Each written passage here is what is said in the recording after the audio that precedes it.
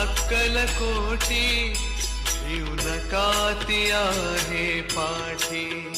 माझी आई अक्कलकोटी भिऊ नका ती आहे पाठी. जी उभी भक्तांसाठी, जी उभी भक्तांसाठी, तिचे नाम घेऊया ओठी. माझी आई अक्कलकोटी भिऊ नका ती आहे पाठी. माझी आई अक्कलकोटी भिऊ नका ती आहे पाठी.